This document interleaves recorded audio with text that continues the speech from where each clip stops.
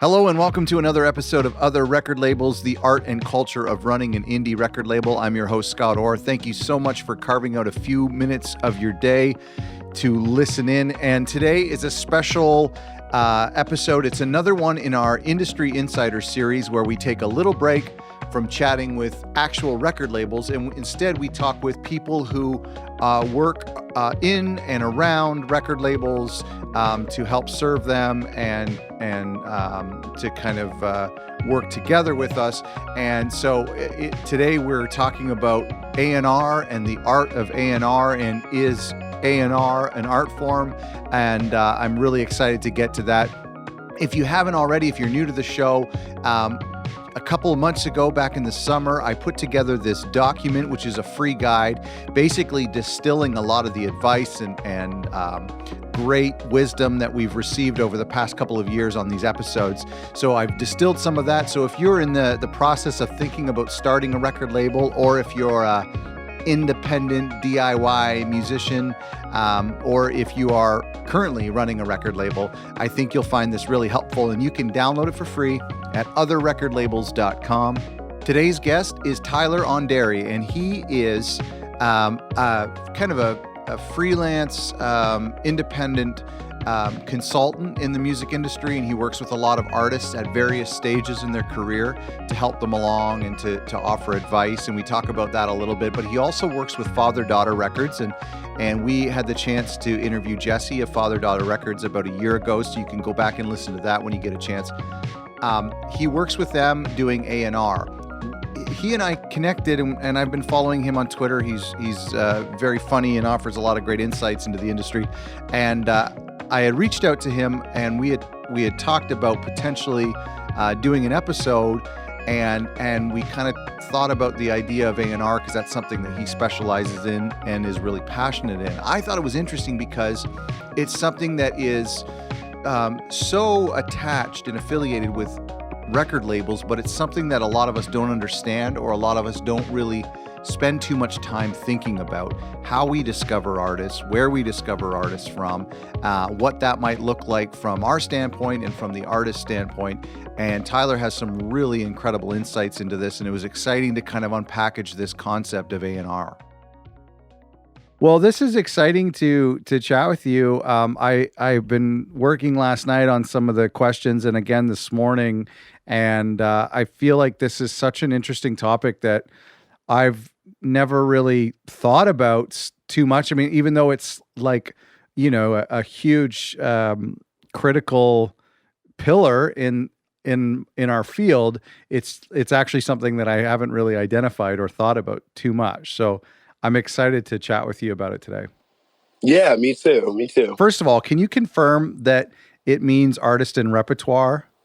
Yeah, that's definitely like the classic definition of it. I think maybe some contemporary definitions, you could say like artists plus relations or artist relations. But yeah, I always still define it as artist and repertoire. Yeah. Does that term still mean anything today, or do those two things still define the role? I certainly think so.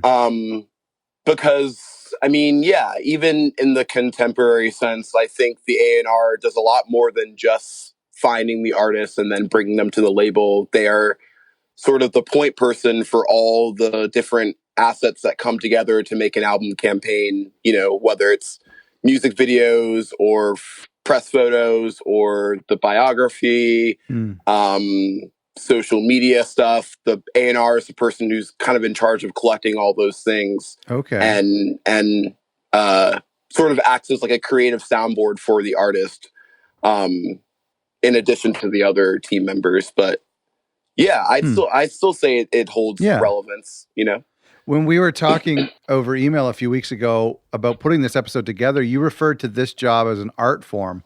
That really stuck with me because, I mean, I think I've taken for granted, and it's always an afterthought, and I can't say that I've ever tried to improve my ability in this area or to learn. Why do you view this as an art form? Well, yeah, I mean, I guess I don't necessarily like strictly view it as an art form. I certainly do think there is an art to music discovery.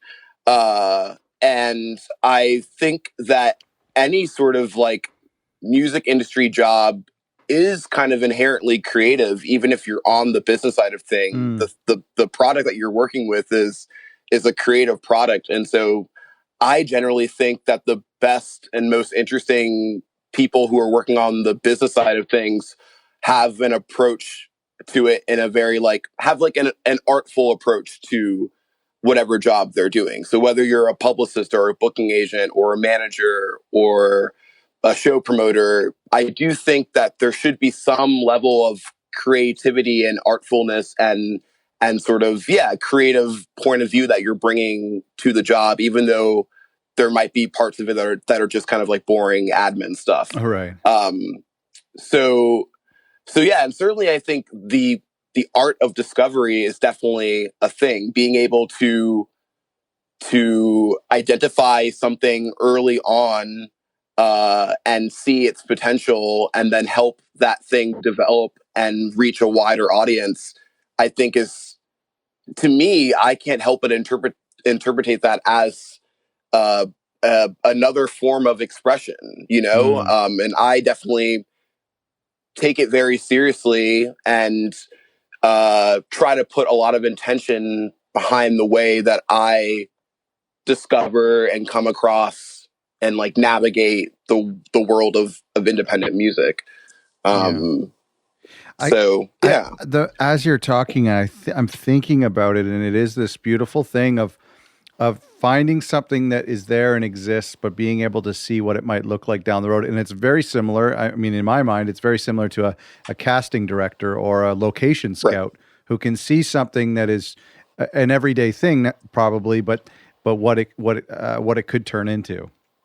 Yeah, no, exactly. What makes someone good at it, in your mind?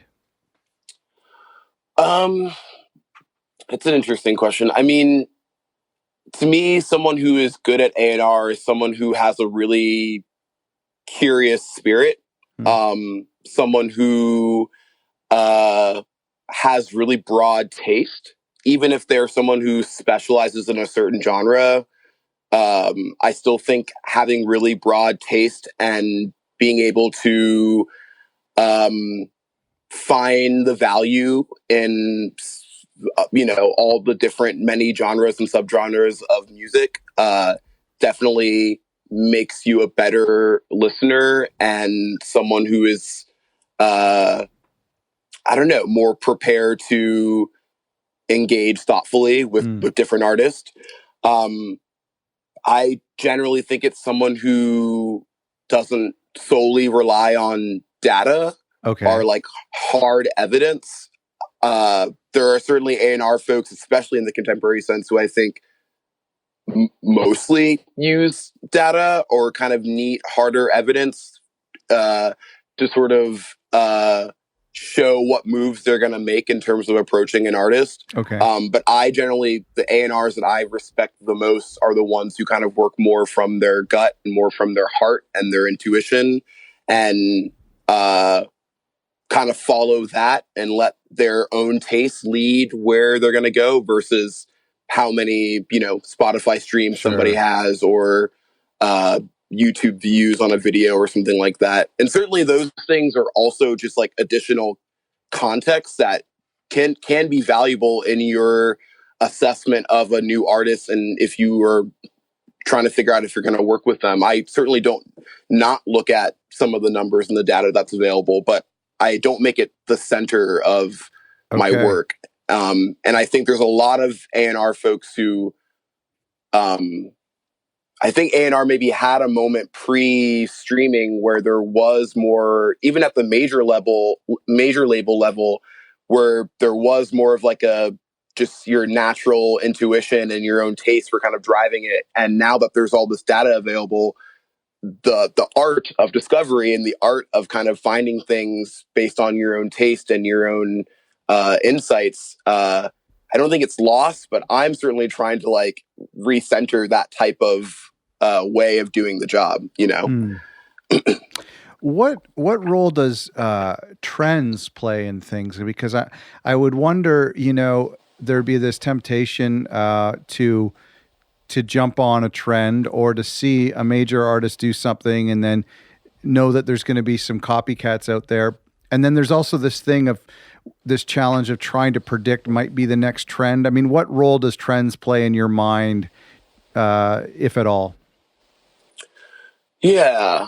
I mean, I certainly pay attention to different trends in music or like different micro scenes or moments or Yeah. things that are happening. I'm fascinated by them, but they are also not the way they aren't the driving force for how I approach A&R. So I don't like see a trend happening and then think like, okay, I need to like find an artist that fits into this thing that's happening. Yeah. I take note of it, and it's sort of like, you know, when you're doing A&R, you're like a researcher on, or I believe that you are kind of doing research on the culture at wide. So paying attention to trends is a part of that, and seeing what is resonating with people at the time is important, and I think can inform the way that you kind of navigate things. But yeah, I don't try to follow trends in how they relate to artists, and I don't put too much value on a trend, but I'm certainly like fascinated by different micro subgenres or things that pop up. Yeah. I think it's fascinating, and I think it's fine to just kind of have a not neutral, but a more like nuanced sort of take on it, where it's like, I'm not mad when things go viral or when certain trends happen. I think the culture kind of does what it's going to do, but yeah, they are not central to how I sort of navigate things. But I certainly think there are other A&R folks or other folks in the music industry who probably put a lot of value on certain trends and try to, you know, match whatever thing is happening at the moment. For sure. And, you know, I don't really know if I have a like, yeah, I guess I that's not how I would do it, but I'm not necessarily like knocking someone else's hustle. Yeah, I don't really have like a hard judgment on it, but it's definitely like not the way that I want to go about discovering artists and doing A&R. But is there any strength to trying to predict possibly something? I'll give you a stupid example, but I was thinking just last night, I couldn't fall asleep, and I was thinking how a few years ago there was this trend of like 80s music, like Carly Rae, and there was these 80s synths that were coming back.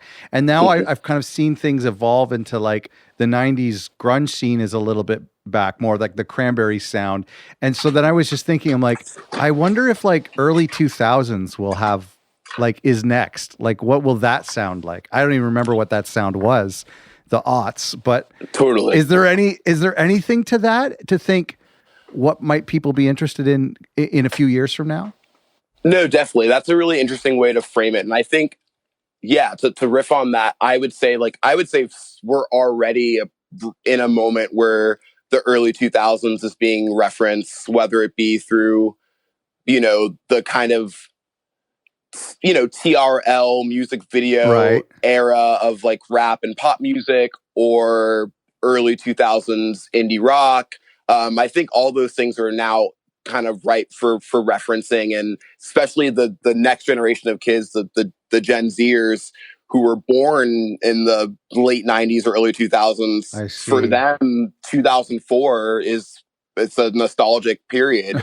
And that's just kind of how it is. Yeah. And so I think that's great. I think it's fine. And it's certainly just kind of how it goes. But yeah, to on the trend thing, I do think there is value to not trying to predict, but being able to see that a wave of something is coming. And I'm not going to give myself like a ton of credit here, but I have kind of an example where, you know, we just put out a record on Father Daughter, which is the label I work for. This artist named Esther Rose, who's this country artist who's based in New Orleans. And Father Daughter had never put out like an explicit country record before. And Esther was an artist that I brought to the label. And part of my pitch was that I could sense that there was kind of a country thing that was about to happen. I've been a country music fan for the last like 5 or 6 years. I didn't grow up with the genre, but in the last 5 or 6 years, I've really gotten into it, and both contemporary and older stuff. Okay. And one of the artists that I was really into kind of early on was Casey Musgraves, Right. like on her first album back in 2013, I believe. Wow. 2014 maybe.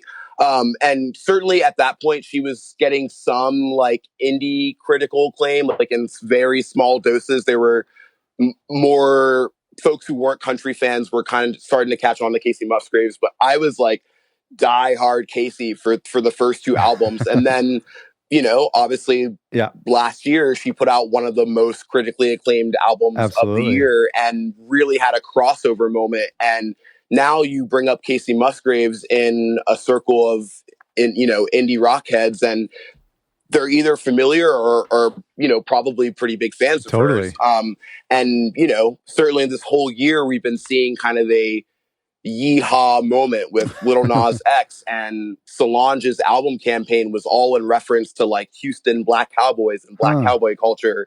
And there's been a reclaiming of country and Southern music, and a repositioning of what country can mean. Right. Lil Nas X represents, he's a Black queer guy who is making country rap music, and there's less of a stigma around being someone who's maybe not raised on country or interested in other genres of music. Right. There's less of a stigma of like, hey, I also like country music, and it's starting to get a more just wider mainstream appeal. And part of my pitch to father-daughter was like, I see this thing coming. And I don't necessarily, I'm not trying to say that we want to like capitalize on that moment, but part of the hesitation maybe at first when I was bringing Esther to the table was like, well, we've never put out a country record. Like, how's that going to look? Like, how's that going to be perceived? Will we know how to market this record? It's not really in our wheelhouse. And my argument was like, I think the listenership is actually broadened out quite a bit in terms of country music, and indie rock fans are ready to, not just indie rock fans, indie music fans in general, people who are into experimental music have really broad tastes now. And you're talking about a generation of people who are mostly, if not all, raised on the internet. And so their tastes are just way more blurred than the generations that came before them. Right. And so being into rap music and into electronic music and into country is just not that big of a deal in 2019. It's not regional anymore. Right. Yeah. And so that's an example of like, not me trying to like get on a trend, but kind of like sniffing out that like, I feel like there's something coming. And the Esther record has done really well, and it's been received really well by both people who are loyal to father-daughter, and it also has brought in new listeners that we kind of never had before. Sure. So you got kind of lucky that, I mean, obviously this would have been in the works, but you got kind of lucky that Golden Hour blew up, and then this kind of came around that time. Yeah, I think both like Golden Hour and Lil Nas X are like kind of the pillars of country having its crossover and getting blurred up and getting shaken up.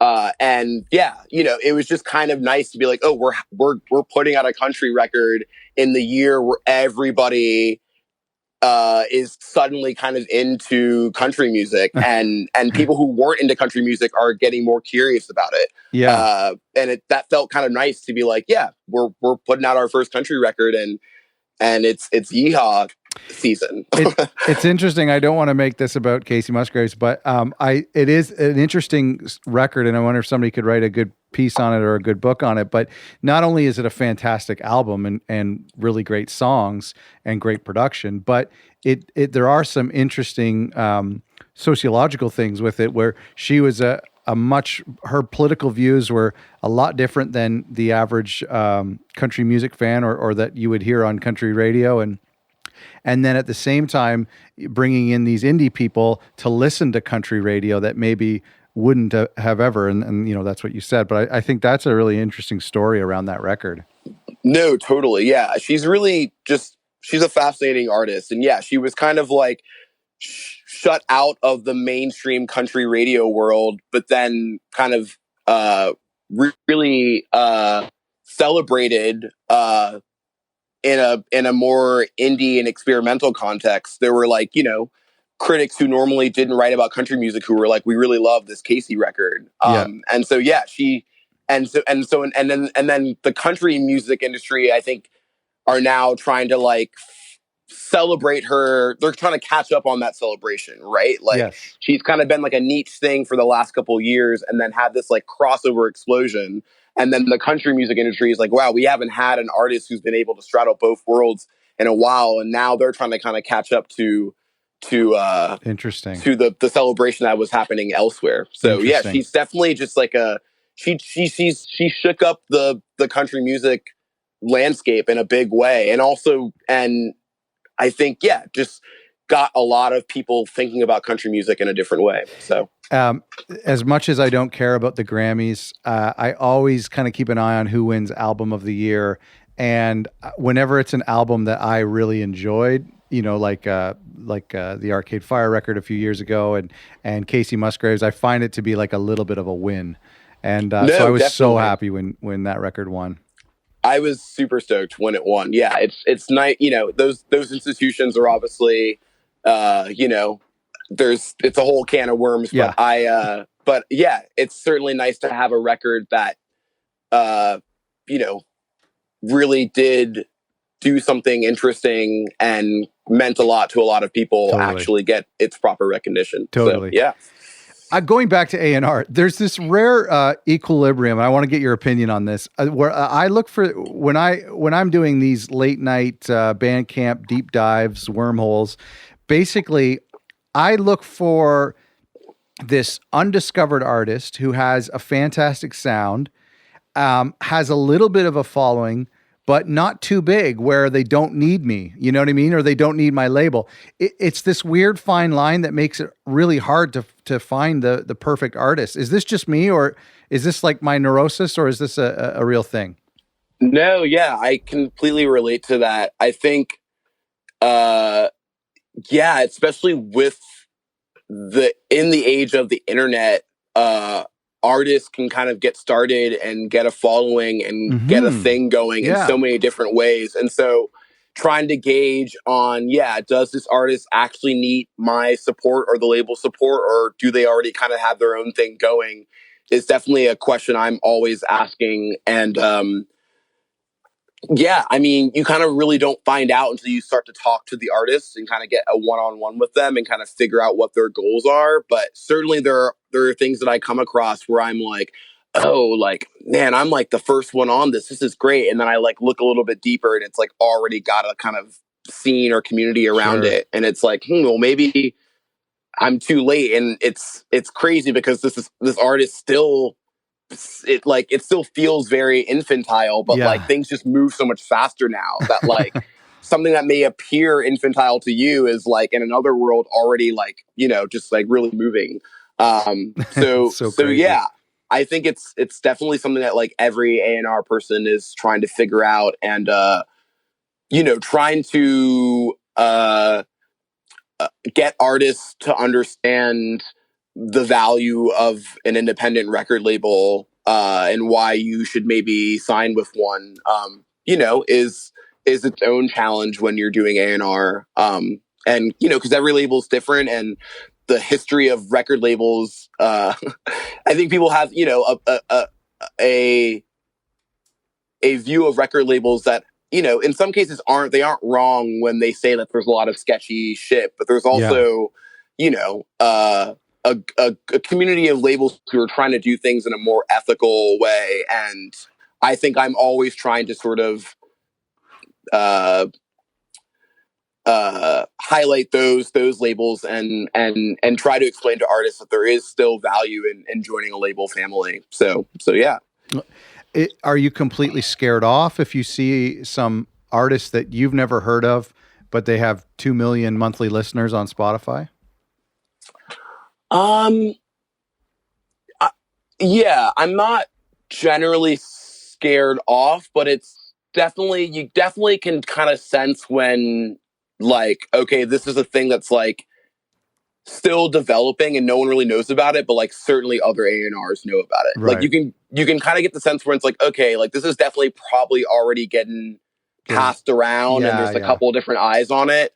Yeah, I'm generally like, again, like the streaming data and numbers and stuff, like it's definitely something that it's secondary to me, but I do pay attention to it on some level. But generally, yeah, like I'm trying to find artists who like don't have even 1,000 followers. You know what I mean? Like I want to find the artists who are like got a couple hundred plays on a track. Like to me, that's the most interesting point to start. Agreed. Certainly, there are some artists that I've come across that had already, you know, had a little bit of traction, and we were still able to work together, and that's great. But I'm certainly most interested in the stuff that's like really, really kind of beneath the surface.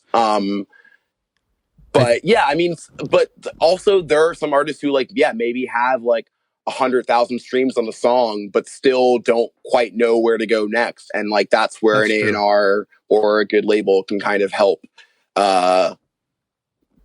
give them some guidance on how to sustain that or kind of, you know, where to go next with that. So it isn't always a disqualifier. Totally. There was this story that we had here on the show with Sean from 6131 Records. I've made reference to it a few times, but that has kind of spooked me or like changed my view, where he, like at some point he discovered Julian Baker's Sprained Ankle EP on Bandcamp, like over the Christmas holidays. She had just released it herself in December, and it was pretty unheard of. And then they ended up reaching out to her, and then the rest is history. But like that story to me has like forced me into a lot of like late night wormholes on Bandcamp looking for that one record, you know? Oh no, totally. Yeah. I mean, I am in the depths of Bandcamp and SoundCloud and YouTube. Almost, I mean, I try to dedicate at least 2 hours a day to just digging around. Wow. I mean, yeah, that's the only.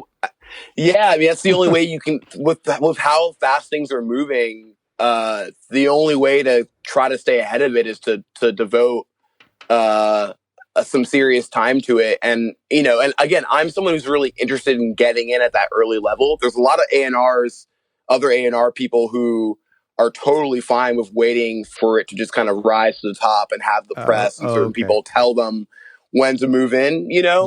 And usually those are the people who like have more resources, are working at labels that have more money. And so they can kind of wait for an artist to kind of blow up and do their thing. And then they can come in and throw a bunch of money at them, where it's like, you know, I'm at a mid-sized indie label. We've got a certain amount of resources, but we don't have a ton of fancy things to flash at you. Mm-hmm. So part of what you're going to get is our enthusiasm early on, you know? Yes.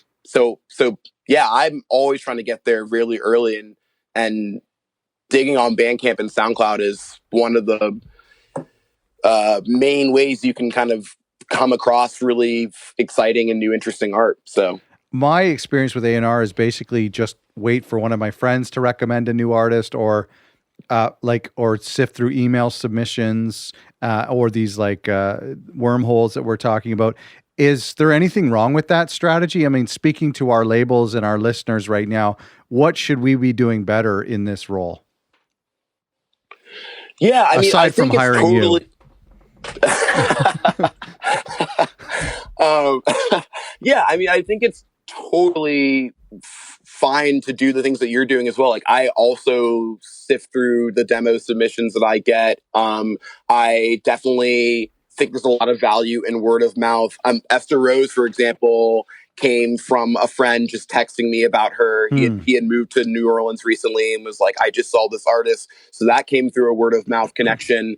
Yeah, and I think, you know, going to shows, there's an artist that we recently put out her debut EP, this artist named Christelle Beaufallet, who I came across at a tiny like living room show at the end of last year. So there's tons of value in broadening your A&R process and not just relying on, you know, the tools of the internet to kind of find new artists. I dig through Bandcamp and SoundCloud pretty deep because it's fun and because I think there's a lot of really great stuff that's on there, but it's certainly not the only way that I come across music. And I think what we can be doing better as A&R folks is just putting more intention behind everything. So even if it's word of mouth or looking through your submissions, putting more intention behind that, like paying closer attention to your friends when they recommend you something and not just being like, oh yeah, I'll check it out. And then like it fades from your brain. Like actually listening closely when someone's got an artist that they're recommending to you, or really taking the time to go through your demo submissions for an hour or two to see if there's maybe something that's really special that's hiding back there.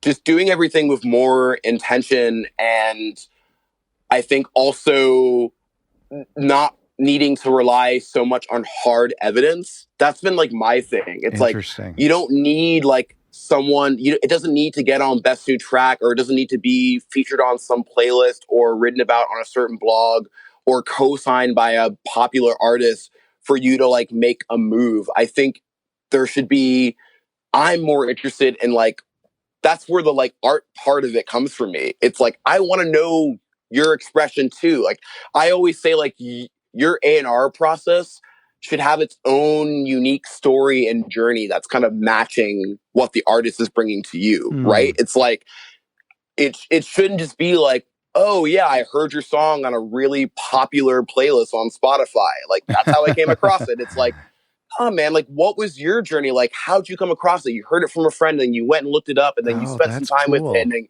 you took it on a bike ride. Like to me, like that is all really important in how you're going to approach artists and how you're going to convince the artist to work with you. It's like you should really be figuring out how to express your enthusiasm for a thing. And I think a lot of A&R folks, I actually think there's a stigma around fandom in the music industry. There's this wanting to kind of appear really cool, lurking in the shadows, standing in the back, and any sort of like, any sort of like a showing of like, oh, I'm actually just like a really big fan and I'm a nerd and I just really am a geek and I love this music. It sort of gets seen as like not cool, or you look like you're thirsty or something. And to me, it's like, I want to celebrate that. Like I got into this because I'm a huge fan of music, not because I like want to be a cool record label executive in a suit, you know? And so, yeah, I'm trying to encourage A&R people to like really don't fear sort of hiding. Don't try to hide your fandom. Like, don't try to hide the fact that you have a lot of enthusiasm behind this, and approach things with more of a specific intention versus like kind of just having things passively come by you, you know? That is beautiful. That's the highlight of the episode. I've written that down. I really like that. And I think it comes from, or the opposite of it comes from, like anytime you've seen an A&R rep or a label executive in a movie or a TV show, they're always some douchebag at the back of a bar pretending not to pay attention. Like that's always the character. Yeah, no, exactly. Yeah, it's definitely like I mean, I certainly notice it when I go to shows, because like I'm the kind of person, even for the artists that are on Father Daughter, like if I'm coming to your show, like personally, I'm going to get up there in the front or as close as I can get, and I'm going to sing every word, and I'm going to dance and move, and I'm going to meet people and enjoy it with the audience. And like, certainly there are some shows where maybe like I'm not a huge fan of the band, and so I'll take my place in the back and just kind of observe. But if I'm a fan of the artist, or if it's an artist I'm working with, I have no shame in like getting in the crowd. And I think for certain industry folks or A&R people, even for the artists that they've been working with for years, there's this idea that like, oh, let the fans do their thing and I'll just like stick in the back. It's like, no, those lines can be completely blurred, and like we don't have to have this like, we're the music industry and y'all are the like the audience, or you're the fans. Sure. We're all fans of music, and that should I think there's maybe a lot of people who aren't fans first in the music industry. And I totally that's agree. a huge problem in I my totally agree. opinion. And So I love what you're saying. How did you get into this? And I mean, how do you find yourself in this niche of a niche? yeah, it's kind of like a wild, like, or not wild, but it's just like a pretty unpredictable. It was a yeah, an unpredictable path. I was setting out to be an actor and a performer my whole life. I Okay. did theater in middle school and high school. I from the DC area, and then I moved to Chicago to study theater in college. Was really set on being an actor, and at the same time I was also a big music fan and was always interested in finding new music, and got really into indie music when I was in high school, and was kind of like the person in my group of friends who was always bringing new artists to the table. But I never thought of it as like something I could do for work. I was just kind of a hobbyist. I loved music and going to shows and stuff, but my main sort of path was I want to be an actor, and I want to be in plays, and I want to try to be on Broadway. So I went to college to study theater, and just like wasn't really working out in the way that I had hoped. I wasn't really like connecting with the theater community that I had kind of become a part of in Chicago and at the school that I was going to. And so during that time that I was kind of having a falling out with theater, I was getting really into music blogs and to kind of music journalism in general. And I had grown up like being a huge music fan, but never really like read about music. I definitely like read Pitchfork in high school, but I didn't really know that there was a world beyond that. Or beyond like the kind of bigger, glossier legacy magazines that you would see in like the grocery store or whatever. And so, yeah, around like 2009, 2010, I started coming across like a whole world of music blogs that were popping up on Tumblr and WordPress. And I was just kind of fascinated by it. And I started like following these blogs and connecting with some of them, and I was like, maybe I should like start my own thing. This seems pretty accessible and like kind of a fun thing to do, and yeah, like I'll start my own blog. And so I started a blog in 2010 and slowly kind of gained a like small but dedicated audience. And then from that blog, I met a bunch of other different bloggers, and we started this kind of larger publication that I still help run today called Portals. Right. And Portals was like a big thing for me, and I met so many different artists and other labels just from us covering them. And Father Daughter was a label that we were big fans of and that we were covering quite a bit. And Jesse Frick from Father Daughter was familiar with my work at my first blog, which is called Flashlight Tag, and then she was also familiar with my work at Portals. And then around like mid 2017, I was kind of like over working my various day jobs and odd jobs, and really wanted to like take a crack at trying to work in the music industry. I'd like tried to make Portals a full-time thing for a while, and just like wasn't really working out.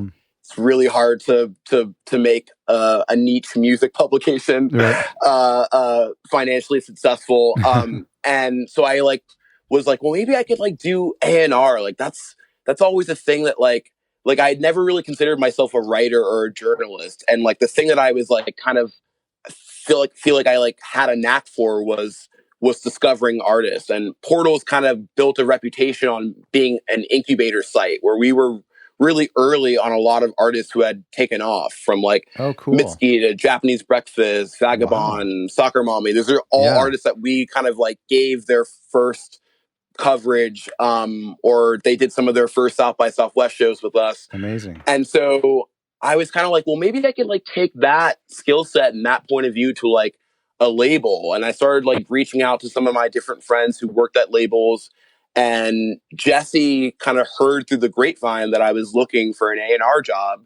And she was like, we're actually like kind of finally in a position where we're trying to hire like a solely A&R person. Would you be interested in working with Father Daughter? And I was like, yeah, I mean, that would be amazing. And we had already kind of had a rapport just over the years through Portals and blogging and stuff.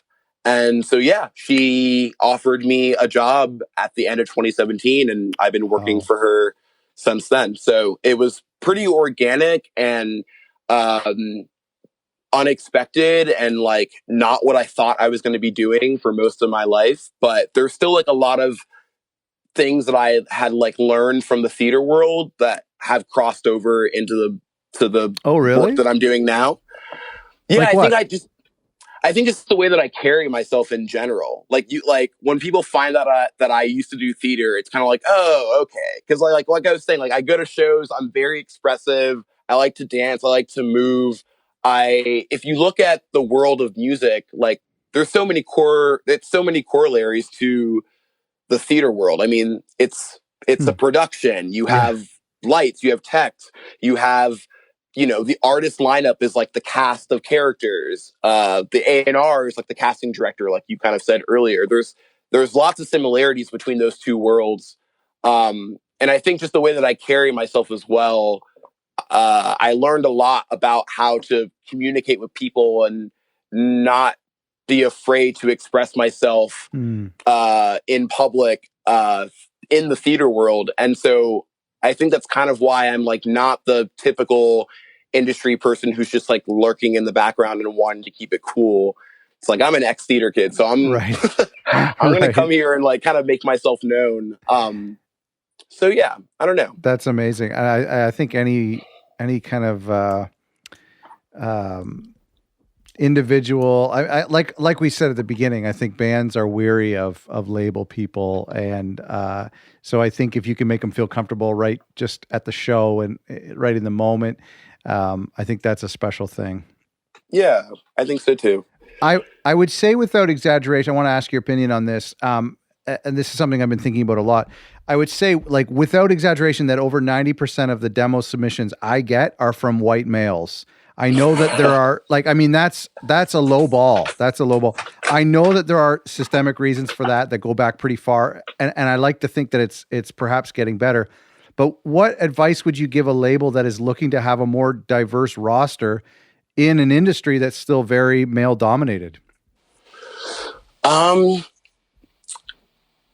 Well, I certainly think that there's a whole new wave, a whole new crop of artists that are coming up that are not white, straight, and male. And so many of them are still waiting to kind of be picked up. I think in the last like 3 or 4 years, you've seen a lot of bigger labels diversify their rosters, right? Both in terms of sound and gender and sexuality and race and all those things. And so I would like say to other labels, like, keep digging deeper. Like there's plenty of interesting non-white male artists that are out there that are making really exciting music. It's kind of about like, you need to like take a look at the spaces that you frequent and maybe change that up. Like what's your regular venue? Like find a different venue. Even the spaces that you're frequenting online, like change up who you're following, like change your feed up, like try to follow more non-white music writers, like try to diversify the other things, try to diversify your resources, I guess is what I'm saying. I think there's still a lot of people who rely on a couple of resources that have maybe always centered a certain kind of artist. And if you just broaden that out and follow, blogs that are dedicated to covering only women and non-binary folks, or blogs that are coming from a POC perspective, and going to shows that are booked by folks who are not white and male and that are centering folks who are in marginalized groups. That's how you're going to come across more interesting artists who are not just in the white male straight category. And also diversify your staff. Like that's how, like, hire Black people, hire people of color, hire queer people. Like if your roster looks a certain way, then it's probably because you're your staff is also reflecting that. And if you had one non-white person on staff, they might bring some insight to the label that you or your other staff members did not have before. And so the staff part of it is actually like what I would really say. It's like, you need to the effort that people are putting into diversifying their artist rosters also needs to happen with the staff as well. Sure. Unbelievable. Yeah, no, that's a great point. And I mean, that goes back to that echo chamber type of thought process that we've been talking about a lot in the past couple of years. And I just love that, is finding a different venue and different blogs, and I'm so guilty of that. Just going back, doing the same old thing, expecting different results. I think that's very wise. Yeah. What do you look for in an artist? I mean, you must have a mental checklist when you're doing those Bandcamp deep dives. Yeah, I mean, of course, one, it's like you got to have really good music. You got to have a good song. Yeah. I'm looking for an interesting story or narrative. So I want to know where the artist is from, what scene or community are they in, who are their other artist friends, what's their family background, what are their beliefs about the world. To me, all that context is really important in figuring out what artists I want to work with. I'm looking for certain visual cues. I'm looking for interesting album artwork. I'm looking for the way that your Bandcamp is set up, and the presentation of that is for me a huge draw. It's kind of things that are like not necessarily like not always musical necessarily. Sure. It's like a nice clean Bandcamp page where it's a short bio where I learn a little bit about the artist and everything's laid out nice and neat, and it's got interesting colors and vibes, or it matches whatever aesthetic the music is. What does that tell you? A huge draw. What does that tell you about the artist when you see something like that? That they've put thought into it. That they've thought about more than just the music. I think there's an attitude there's an attitude in indie music that I think is more like pre 2010. That was kind of like, yo, it's like just about the music and kind of just like this modest guy, just like throw a thing up there and see what happens. And that's also cool and valuable. But when I see an artist taking time to really make sure their website looks nice and their Bandcamp is presented well and everything's like tight and neat, it just shows that they like really care about it and they care about the way that it's being perceived. And it's not just this thing that they're just throwing up there into the world without any care at all. And it shows that they like, because to me, it's like, it's fine if you want to just like put up an album on Bandcamp and you're just doing things for fun. But I'm looking for artists who are trying to do this full time, And so the way that things are presented shows to me that, okay, they can like actually, they maybe are able to not just do the artist part. Because like being an artist on a label, trying to do it full time means a lot more than just writing your songs and putting them up on Bandcamp. There's a lot of admin work. There's a lot of, other things you're going to have to do that are just like kind of, general business things. And so that gives me some kind of hint that they're ready to like take on some of those things as well. So when you're talking about artwork and the non-musical side of things, I want to ask you about image and what role that plays. And I mean, obviously it's ridiculous that the sex appeal of the 80s and 90s is not a thing at all in hopefully in indie music, but there is still an image or an aesthetic that the artist portrays. What do you think about that? Yeah, I mean, I think image and aesthetic are valuable. I think it depends on the artist and the genre that they're in and how they're choosing to go about it. To some artists, the visuals and the image and the way things are presented aesthetically are going to be very central to the work. And in that case, it might be someone who's just like a little bit more theatrical or has other things that they want to offer besides the musical expression. And I think that's fine. And I think that's great. And at Father Daughter, we have a range of artists who you know, prioritize visuals in different ways. For example, we have this artist that really took off this year. Her artist name is Sir Baby Girl. And she's this like very outgoing, very comedic, queer pop, artist. And the comedy aspect and the visuals and her engaging with the audience and her kind of being sort of like a clown on stage is very central to the project.